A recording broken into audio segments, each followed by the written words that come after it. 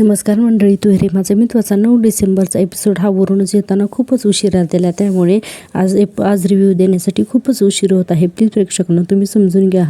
आता आपल्याला सुरुवातीला दाखवले आहे ईश्वरी स्वतःच्या मनाशीच बोलत असते. ईश्वरी म्हणत असते की माझ्या बाबतीत आधी माझ्या मनामध्ये जेलिसी निर्माण झाली आणि नंतर जेलिसीने मला ही जाणीव करून दिली की मी सरांच्या प्रेमात पडली म्हणून, असं ईश्वरी स्वतःशीच बोलत असते. आणि आता ती म्हणत असते की आता हाच फॉर्म्युला मी सरांच्या सोबतसुद्धा करू शकते का, म्हणजे केला तर, असा ती विचार करते. आणि पुढे म्हणते की पण नेमकं कसं करू बरं. इतक्यातच अर्णव जो आहे तो फोनवरती बोलत रूममध्ये येतो आणि ईश्वरीच्या मागे सोफ्यावर बसतो. आता ईश्वरी अर्णव आल्यानंतर तिला एक आयडिया सुचते. आता ईश्वरी अर्णवकडं पाठ करून उभी असते आणि लगेचच तिचा फोन हातातला बघते आणि म्हणते अय्या सिद्धूचा फोन सायलेंटवर आहे, क्या बात आहे, हा हा करून हसते आणि लगेचच फोन उचलते आणि खोटा फोन कानाला लावून म्हणते अरे होतास तू कुठे आहे सिद्धू, आलीच ना तुला शेवटी माझी आठवण. आणि पुढे जोरजोरात फोनवर बोलत असते आणि म्हणते काय जो रोजच आठवण येते, झूठ मत बोलू हां, असं ईश्वरी अर्णवला जळवण्यासाठी फोनवर बोलत असते. आणि पुढे म्हणते म्हणजे काय, माझा तर एकही दिवस जात नाही हां तुला फोन आठवण काढल्याशिवाय. तू असा बाईक चालवायचास ना तू, मी तर फिदाच होते रे तुझ्या बाईक चालवण्यावर, असं सगळं ईश्वरी म्हणत असते. पुढे म्हणते की हा आणि खजराना गणेशाकडे गेलास ना तर नमस्कार सांग हा माझा. तर ईश्वरी इतकी बोलते, अर्णव फक्त तिच्याकडे बघत असतो. आणि ईश्वरी पुढे म्हणते हां आठवतं ना मला की तुला अगदी, मला जर गणेशाला जायचं असेल तर मी अगदी तुला हक्कानं सांगायचे सिद्धू बाईक काढ म्हणून. आणि पुढे म्हणते अरे वा सिद्धू गेला होतास तू. आता तिला पुढे काय बोलावं समजत नाही, आठवून ती बोलत असते. पुढे म्हणते फोटो पाठव ना मला तुझा, किती दिवस झालं पाहिलंच नाही मी तुला. आता अर्णवला हे सगळं आवडत नसतं, अर्णवला पण हे सगळं जेलस फील करत असतो अर्णव. आता ईश्वरी म्हणते DP-बद्दल हा तो खूपच जुना झाला आहे. अर्णव मधामध्ये विचार करतो कोण असेल हा, कितक्या दिवसांनी मी पहिल्यांदाच नाव ऐकलं हे. आता ईश्वरी मागे वळून बघते आणि मनातल्या मनात विचार करते की सरांकडे बघून तर असं वाटते की त्यांना तकलीफ होती, बढिया इशू. आणि पुढे म्हणते भेटायला हो येईन ना, पण एक काम कर, मी काय म्हणते की तूच ये ना मुंबईला. ईश्वरी म्हणते तूच ये ना मुंबईला आमच्या गाडीतून, मी तुला अख्खी मुंबई फिरवेन. आणि पुढे म्हणते हो मिस करते ना मी तुला, ते दिवस विसरणं शक्य आहे का, असं मुद्दा म्हणून अर्णवकडे तिरक्या नजरेने बघून म्हणत असते. आणि पुढे अर्णवकडे वळून बघते आणि म्हणते बरं चल आता ठेवते हां मी फोन. नाही अरे घाई वगैरे काही नाही आहे, मी तर तुझ्याशी दिनभर सुद्धा गप्पा मारू शकते, तुला तर माहितीच आहे ना. आणि पुढे म्हणते की नाही आत्ता नाही, परत तुला थोड्या वेळाने आरामात फोन करेन हां, बाय नंदू म्हणते. आणि तिच्या लक्षातच येत नाही की आपल्याला सिद्धू म्हणायचं आहे. आणि पुढे म्हणते की बाय सिद्धू. आता अर्णव हे सगळं पाहत असतो. आता ईश्वरीला की बाय म्हणून फोन ठेवते आणि अर्णव आता तिच्याकडे चालत येतो. आता ईश्वरी हे सगळं मुद्दाम करत असते आणि पटकन अर्णव समोर आला की ती त्याला सुद्धा सिद्धूच म्हणते आणि म्हणते सॉरी सर हां, ते सिद्धूचा फोन होता ना म्हणून. आता अर्णव म्हणतो सिद्धू कोण आहे हा सिद्धू, असं अर्णव विचारत असतो. तर ईश्वरी फक्त त्याच्या चेहऱ्याकडे बघून अर्णवचे एक्सप्रेशन बघत असते आणि म्हणते सिद्धार्थ नाव आहे याचं, बढिया आहे ना नाव. आणि मनातल्या मनात विचार करते जळतायत. आणि पुढे म्हणते माझा ना एकदम जिगरी दोस्त आहे, अगदी शाळेपासून ते कॉलेजच्या लास्ट इयरपर्यंत ना आम्ही एकत्रच होतो, माझा एकदम बेस्टेस्ट फ्रेंड आहे. आता ईश्वरी हे सगळं सांगत असते अर्णवला, हे काही आवडत नाही. ईश्वरी परत म्हणते मी ना त्याचा फोटो तुम्हाला नंतर दाखवते, इतकं हँडसम आहे म्हणून सांगू. अर्णव म्हणतो मला नाही बघायचा कोणाचा फोटो, मला नाही इंटरेस्ट. ईश्वरी म्हणते नका बघू, पण तो फक्त दिसायला छान नाही आहे तर मनाने सुद्धा एकदम सोन्यासारखा आहे, म्हणजे माझ्या चेहऱ्यावरती हसू बघण्यासाठी तो दुनिया इकडची तिकडे सुद्धा करू शकतो, म्हणूनच तर मला त्याची रोज आठवण येते ना. आता ईश्वरी अगदी पाणी लावून ह्या सगळ्या गोष्टी सांगत असते. अर्णव म्हणतो मला ना तू सांगितलं नाहीस कधी ह्या सिद्धूबद्दल. आता ईश्वरी प असं करते आणि पुढे म्हणते हां म्हणजे राहिलं असेल ना सर तुम्हाला सांगायचं, एवढं काय त्याच्यामध्ये. आणि पुढे म्हणते की आणि सर तुम्हाला काही प्रॉब्लेम नाही आहे ना मी त्याच्याशी असं फोनवर वगैरे बोलले तर. आता अर्णव विचारच करत असतो. पुढे ईश्वरी म्हणते नाही तुमच्या चेहऱ्यावरून असं वाटतंय की तुम्हाला तकलीफ होती म्हणून. अर्णव म्हणतो तकलीफ आणि मला, तर ईश्वरी म्हणते हो असं मला वाटतंय. अर्णव म्हणतो तकलीफ आणि मला, प्लीज हां हे असलं काही बोलू नकोस, असं म्हणून अर्णव पुन्हा सोप्यावर जाऊन बसतो आणि मग तुम्हाला काही तकलीफ वगैरे होत नाही. आता ईश्वरी मनात म्हणते तीर निशाने पर लगा है ईश्वरी, आता बघ हां आता अजून आपण सरांची मजा करूया म्हणून ईश्वरी पुन्हा त्याच्यासोबतशी जाते आणि अर्णव काय काम करतोय ते बघत असते आणि उगीचच त्याला त्रास देते आणि म्हणते की सर म्हणजे ना खरंच तुम्हाला काही तकलीफ नाही आहे. अर्णव म्हणतो मिसिंदर मला तकलीफ वगैरे काही नाही आहे. का असेल मला तकलीफ? आणि अर्णव पुढे म्हणतो की का तकलीफ होईल मला मिसिंदर? हे बघ काय आहे ना की फ्रेंड्स तर असायलाच हवेत ना आपल्याला, आणि ज्यांच्यासोबत आपण आपल्या सगळं मनातलं शेअर करू शकतो ना असे फ्रेंड्स तर आपल्याला असायलाच हवेत. इनफॅक्ट तुला सांगू का माझेसुद्धा फ्रेंड सर्कल जे आहे ना तर ते खूपच मोठं होतं.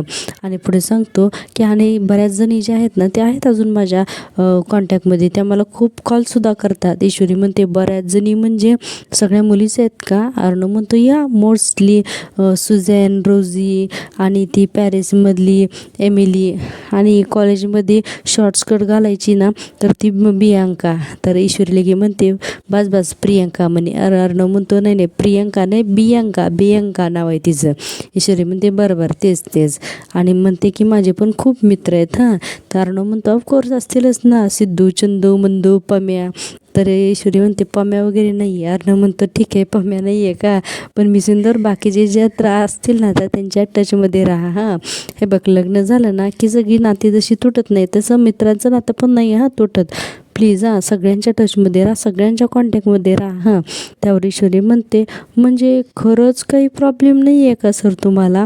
आता पुन्हा ती तेच विचारते. अर्णव म्हणतो मिसिंदर का प्रॉब्लेम असेल मला? हे बघ तू एक इंडिव्हिज्युअल मुलगी आहेस, तू फक्त माझी बायकोच नाही आहे, सिम्पल. त्यामुळे तुला असे सगळे नाते असायलाच हवेत. तोपर्यंत ईश्वरीचा फोन येतो, तोपर्यंत अर्णवला फोन वाजतो आणि अर्णव म्हणतो हे बघ फोन आला. त्यावर ईश्वरी म्हणते कोणाचा फोन आहे? अर्णव म्हणतो का आता तुला तकलीफ होती का? ती म्हणते मला कशाला तकलीफ व्हायला हवी आहे. आणि इतक्यातच अर्णव सिरियसली बोलतो की त्याला आकाशचा फोन आलेला असतो आणि काहीतरी कंपनीत घडलेलं असतं. अर्णव म्हणतो मी लगेच येतो आणि ईश्वरीला म्हणतो मिसिंदर मला ऑफिसमध्ये जावं लागतं, इट्स क्वाईट हां असं म्हणून म्हणतो की काहीतरी प्रॉब्लेम झाला आहे. म्हणतो कपाटातले कपडे घेतो आणि तयार होण्यासाठी जातो आणि ईश्वरीला म्हणतो की मामा आहे घरामध्ये, तू काळजी करू नकोस. आता ईश्वरी अर्णव गेल्यानंतर मनातच म्हणते सरांना काय वाटतंय ते कळलंच नाही मला. जेलसी तर दूरच पण साधा फरकसुद्धा पडत नाही आहे सरांना माझे मित्र असण्याचा. आता ईश्वरी असा विचार करते आणि म्हणते की माझे मित्र असल्याने यांना चालत असतील माझे मित्र असलेले, पण मला नाही चालणार यांच्या मैत्रिणी असलेल्या, अशी ईश्वरी म्हणत असते. आणि पुढे म्हणते की मुद्दा म्हणून अर्णवच्या वाक्याला वाकडं दाखवते म्हणजे बियांका असं करून त्याला वाकडं दाखवते. आणि पुढे म्हणते की गणूबाप्पा करून ईश्वरी गणपतीच्या समोर जाऊन उभी राहते आणि म्हणते की गणूबाप्पा यांना सद्बुद्धी दे हां. आता तू सांग, आता मैत्रीच्या स्टेशनवरून ग्रीन सिग्नल देऊन आमची गाडी यांची गाडी पुढे जायला हवी का नाही? पुढच्या स्टेशनवरती यांची गाडी जायलाच हवी. ईश्वरी असं बोलतच असते पण पुढे तिच्या लक्षात येतं की आणि म्हणते की अरे यांच्या मनात काय असेल ते कळतच नाही. तेवढ्यातच यांच्या ऑफिसमधून फोन आला आणि पुन्हा तिच्या लक्षात येते की ऑफिसमध्ये काही सिरियस तर झालं नसेल. पुढे म्हणते की हे एवढ्या गडबडीत गेलेत म्हणजे नेमकं काय झालं असेल ऑफिसमध्ये, असं ईश्वरी म्हणत असते. तो हे माझा मित्राचा आजचा भाग आहे तो खूपच मोठा आहे, जवळजवळ 25 मिनिटाचा हा भाग आहे आणि त्यांचे डायलॉग जे आहेत तर ते खूपच मोठे आहेत. आजच्या ह्याच्यामध्ये म्युझिक थोडंच आहे आजच्या भागामध्ये. तेव्हा प्रेक्षकांनो प्लीज आज एक लाईक आणि सबस्क्राईब तर नक्की करून टाका. 85% प्रेक्षक आपले असे आहेत की जे रोज तर आपला रिव्ह्यू ऐकतातच पण सबस्क्राईब करत नाही. तर चॅनल मॉनिटाईजसाठी तुमच्या सपोर्टची खूप गरज आहे. प्लीज चॅनलला सबस्क्राईब करा. आता आपण दुसरा सीन बघतोय तो म्हणजे राजेशचा. आता राजेश जो आहे तो अंजलीच्या रूममध्ये येतो आणि कपाटात उघडून तिचे सगळे दागिने बाहेर काढतो आणि तो दागिने बघून त्याला वाटतं की आता आपण हे दागिने घेतले तर अंजली वगैरे कोणी पाहणारच नाही म्हणून आता हे सगळे दागिने काढतो आणि हातात घेतो आणि त्याच्या मनामध्येच म्हणत असतो किंवा चांगलाच जडच्या जड आहे हा हार. आणि पुढे म्हणतो की हा एक हार जो आहे तो 2.5 लाखाचा तर नक्कीच असेल, म्हणजे हे सगळे विकून मला एका झटक्यात कमीत कमी 5 लाखांची तरी सोय नक्कीच होऊ शकते. आता हे सगळे दागिने तो खाली काढून त्याला वाटतच की हे सगळे विकायला न्यावेत म्हणून. आता तो बराबर हे सगळे दागिने बॉक्समध्ये भरतच असतो. तोपर्यंत अंजली रूममध्ये येते आणि अंजली बघते तर राजेशने सगळे बॉक्स काढलेले असतात. अंजली म्हणते काय हो काय करतायत? राजेश एवढाच पापतो की पटकन विषय बदलतो आणि बॉक्सेसच्या सोबत घातलं की कपाटातल्या बराबर फाईलसुद्धा काढायला लागतो. आता अंजली आत येऊन म्हणते, आणि हे बॉक्सेस का काढलेत तुम्ही? तोपर्यंत राजेश म्हणतो, अंजली अगं माझी ना एक फाईलच सापडत नाही आहे गं, म्हणून मी हे सगळं शोधतोय. अंजली म्हणते, अहो पण मग लॉकरमधले बॉक्सेस का काढायचे दागिन्यांचे?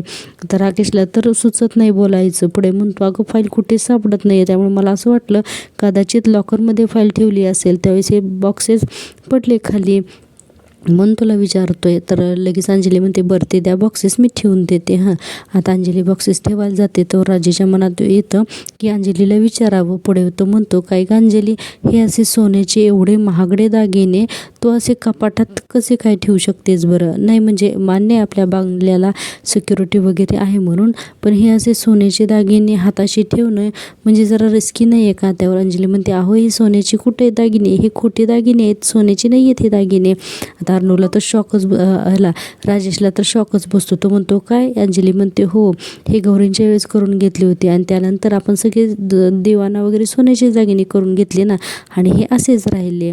आणि मग राकेश म्हणतो, मग तुझे आणि देवांचे सगळे दागिने कुठे आहेत सोन्याचे? तर अंजली म्हणते, आहेत ना, सेफ आहेत, हां बँकेच्या लॉकरमध्ये ठेवलेत. तुम्ही सांगा तुम्हाला कुठल्या रंगाची फाईल हवी होती ते?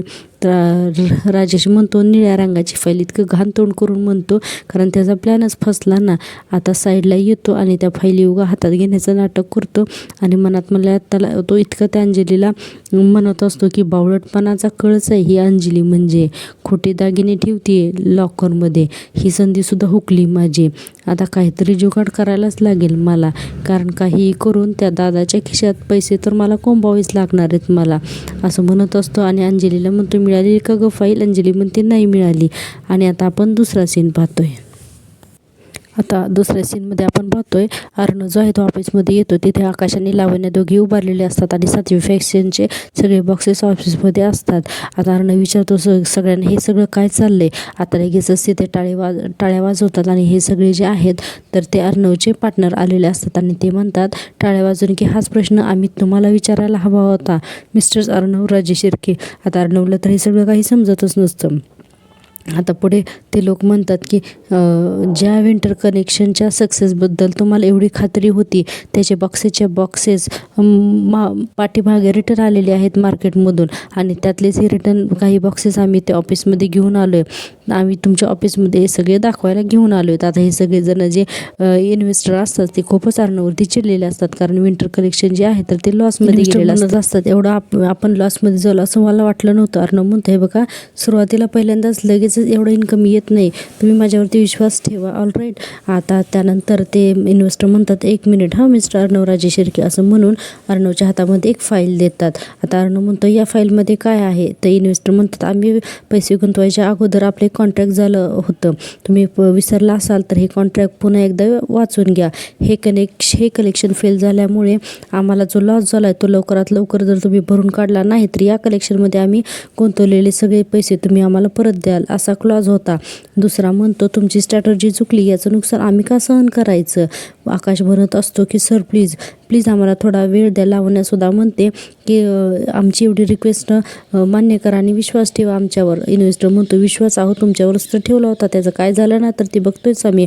अर्णव म्हणतो, सर प्लीज आमच्या विंटर कलेक्शनमध्ये सर खूपच काही इंटरेस्टिंग गोष्टी आहेत, आम्ही अजून त्याच्यावरती काम करतो आणि जे काही झाले ना या सगळ्याची मी रिस्पॉन्सिबिलिटी घेतो. मी आजच आमच्या मॅनेजरला बोलवून घेतो आणि या कलेक्शनसाठी एक फ्रेश ॲड कॅम्पेन चालू करतो.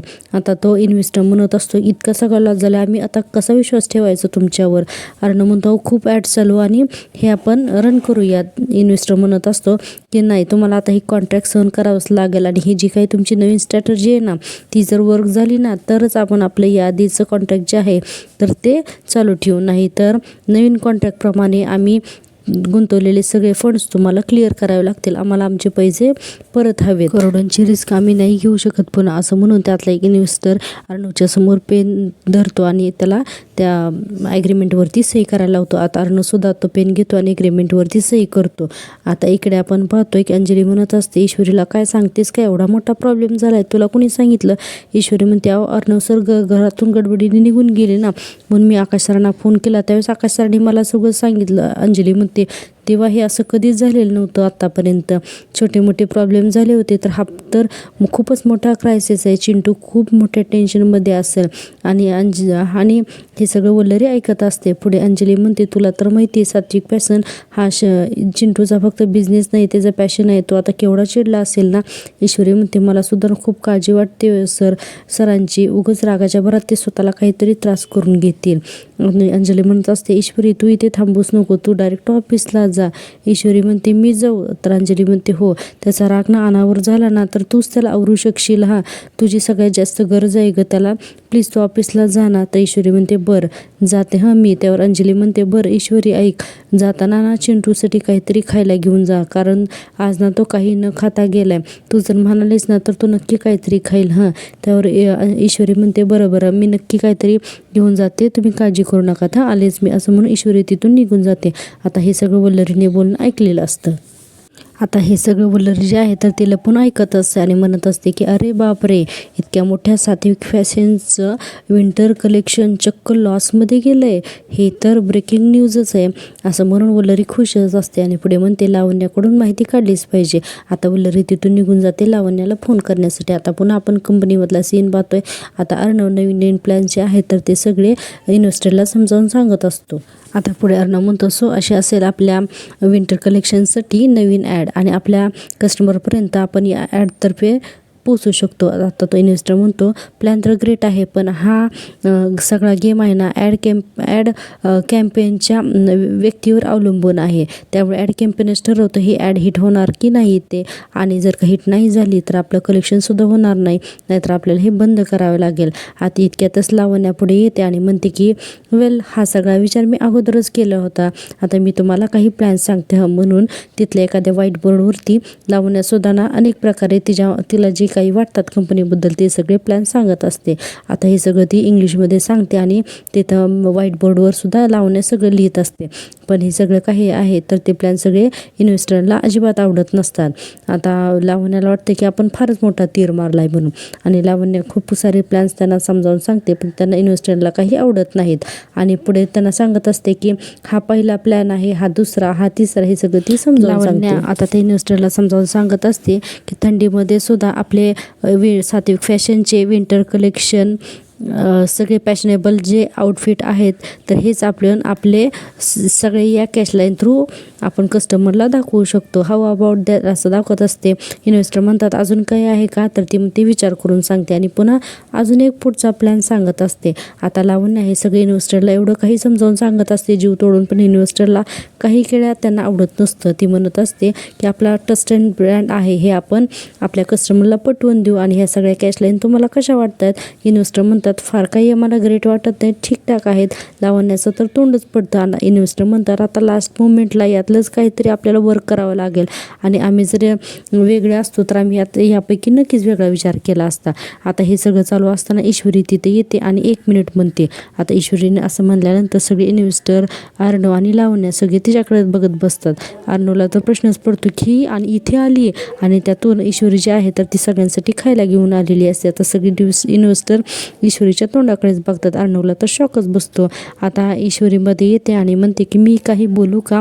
आता ईश्वरीने असं म्हटल्यानंतर लावण्याला तर तिची अक्षरशः चिडच येत असते. अर्णव तिला एक्सक्यूज मी म्हणून साईडला नेतो आणि तिला म्हणतो तू इथे काय करतेस. तर ईश्वरी म्हणते मी सगळ्यांसाठी खायला आणलंय.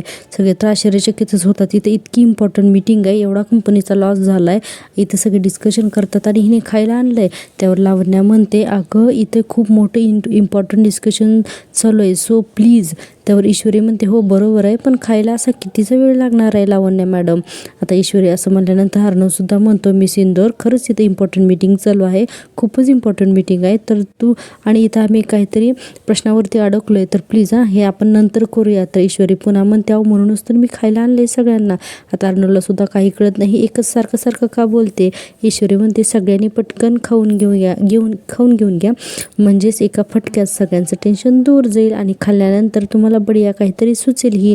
चला बरं. म्हणून तिने ती खायला आणलेला डबा टेबलवरती ठेवते आणि मग ती सगळ्यांनी 5 मिनिटात खाऊन घ्या. अर्णव म्हणत असतो हे बघ या सगळ्याला आपल्याकडे वेळच नाही आहे. तोपर्यंत तर ईश्वरी हातात प्लेटच देते अर्णवच्या आणि मग त्या इन्व्हेस्टर म्हणजे आपले मेहमान आहेत, मेहमानावाजने कोका करायला आणि काम तर होतच आहे आणि हे सगळं विसरून चालेल का? नाही ना. आता लावण्या म्हणत असते, बापरे काय बावळटपणा आहे हा. इन्व्हेस्टर म्हणतात आता इतक्या प्रेमाने आणलंच आहे तर खाऊयाच आपण. अर्णवला पण काहीच कळत नाही. आता इन्व्हेस्टर्स खायचं म्हणतात म्हणल्यावर लावण्याला पण राग येतो. ईश्वरी म्हणते, बघा सगळ्यांना त्यांना खायचं इकडे बढिया, असं म्हणून अर्णवच्या हातातले प्लेट्स घेते आणि ते इन्व्हेस्टरला नेऊन देते. आता हे सगळे इन्व्हेस्टर मजेने सगळं खात असतात. त्यातला एक इन्व्हेस्टर तर म्हणत असतो, वाव खरंच खूपच टेस्टी आहे. दुसरा म्हणतो, अरे अगदी घरगुती चव आहे हां, अगदी घरच्यासारखं लागतं हे. आता लावण्या तर त्या इन्व्हेस्टरकडेच तोंड घाण करून बघते. आता तिसरा म्हणतो, मिस्टर राजेश शिर्के, खरं तर आपलं विंटर कलेक्शन फेल झाल्याचं दुःख तर आम्हाला सुद्धा आहे, पण 2 मिनिटाकरता का होईना पण तुमच्या मिसेसने ते दुःख आम्हाला विसरायला लावलं, असं तो हातातली प्लेट घेऊन म्हणत असतो. आता लावण्याला तर हे काही अजिबात आवडत नाही. आता पुढे तो इन्व्हेस्टर म्हणतो, हा हलवा खाऊन तर मला अगदी माझ्या आईच्या हातची चव आठवली. आता ईश्वरी म्हणते की सर खरंच तुमच्या जुन्या आठवणी जाग्या झाल्या का? आता तो इन्व्हेस्टर म्हणतो, अहो प्रश्नच नाही, हा हलवा कितीतरी वर्षी मला मागे नेऊन गेला. ईश्वरी म्हणते, अहो हेच तर माझं म्हणणं आहे ना तुम्हाला. तर इन्व्हेस्टरला कळत नाही की हिला काय म्हणायचं ते.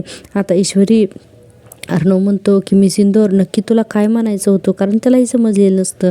ईश्वरी म्हणते, म्हणजे या तुमच्या मीटिंगमध्ये तुम्ही मशीनची कॉफी आणि ही कोरडी बिस्किटं खाताय, पण हा हलवा खाऊन जे तुम्हाला वाटलं ते कॉफी आणि बिस्किटं खाऊन तुम्हाला जाणवलं का? इन्व्हेस्टर म्हणतात नाही. मग ईश्वरी म्हणते, पण मग असं का झालं ते तुम्ही सांगू शकाल का? तर इन्व्हेस्टरना तर काहीच कळत नाही उत्तर द्यायचं, ते एकमेकांच्या तोंडाकडेच बघतात. आता अर्णव म्हणतो, इझी टू गेस, कारण हलवा आणि प्रत्येकाचं काही ना काहीतरी जुनं कनेक्शन असतं, काहीतरी नातं असतं. तर ईश्वरी म्हणते, अगदी करेक्ट सर, अहो हेच तर म्हणणं आहे ना माझं. हे बघा म्हणजे बघा मी सांगते तुम्हाला, या बोर्डवरती लिहिलेल्या कॅचलाईन ज्या आहेत तर त्या चांगल्याच आहेत, पण त्यामध्ये भावना नाही आहेत. आता लावण्याला फार वाईट वाटतं, कारण त्या कॅचलाईन लावण्याने लिहिलेल्या असतात. आता ईश्वरी म्हणते, म्हणजे या वाचून आतमध्ये ना काहीतरी असं होत नाही आहे, फिलिंग्स येत नाही आहेत. आता हे अर्णवला पण पटतं. पुढे ईश्वरी म्हणते, जर एखादा हलव्यासारखा पदार्थ इमोशन जाग्या करू शकतो तर मग एखादा कपडा का नाही? आता ईश्वरीचा प्लॅन हळूहळू समजतोय सगळ्यांना. इन्व्हेस्टर म्हणतात, आपल्याला एक वेगळा व्ह्यू राईट मिळेल, तर लेट्स टॉक, त्यांना बोलू द्या, असं ते इन्व्हेस्टर म्हणत असतात. आता ईश्वरी बोलायला लागते, सर विंटर कलेक्शन हे जरी नाव इंग्रजी असलं तरीसुद्धा याचं सगळं उत्पादन जे आहे ते हे आपल्या देशामध्येच होणार आहे. आणि पुढे अजून ईश्वरी सांगत असते की त्यामुळे या कलेक्शनसाठी जी कॅचलाईन हवी आहे तीसुद्धा आपल्या मातेतली आणि आपल्या लोकांच्या मनाला भिडणारीच असावी, म्हणजे एका सेकंदामध्ये एक नातं जोडलं गेलं पाहिजे आपलं त्या कलेक्शनशी.